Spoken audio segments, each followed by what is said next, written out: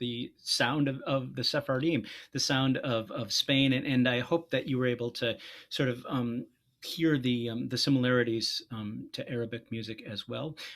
We know the music is saved for us in manuscript form, so we would that would come to you looking very much like a medieval Christian manuscript of music with the notes. The poem would have been printed separately, and it was the performer's job to put in the words where they thought appropriate, which argues for just one singer instead of multiple singers, because if you have multiple singers putting the music in where they think it should go in, that doesn't always or ever work.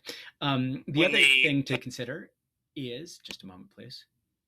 The other thing to consider is how do we know what instruments they played back then? Well, there's two different ways of seeing that. One is we do have some instruments from that time that are preserved. They're not necessarily playable, all of them, but some are the preserved. link And we're able to see that. We're also able to see from art, from various kinds of parchment and various things that were saved, the ability to go back and look and examine and see from those drawings and paintings and even sculptures in some case what those instruments looked like.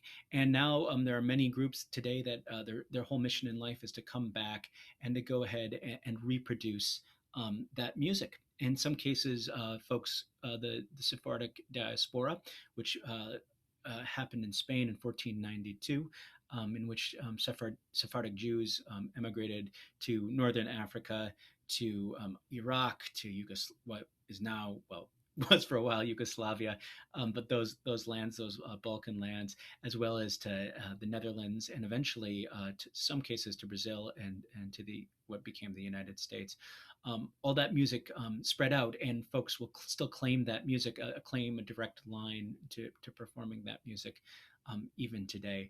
There's a treasure of this kind of music out there. I highly recommend it. It is very passionate music. Many of the poems talk about love and sex in a way that is quite raunchy, even, and quite appealing to show the fact that these were real people experiencing, real times. And I highly recommend it. I'll send you some links ahead of that as well. We're next going to talk about, unfortunately, the tragic fire at Notre Dame, which seems like a lifetime ago, but was only about a year and a half ago, I suppose, and the acoustic renovations that they're trying to do as they rebuild this space. How can they recreate the acoustics of this space? Notre Dame is a very, very important building in terms of music history.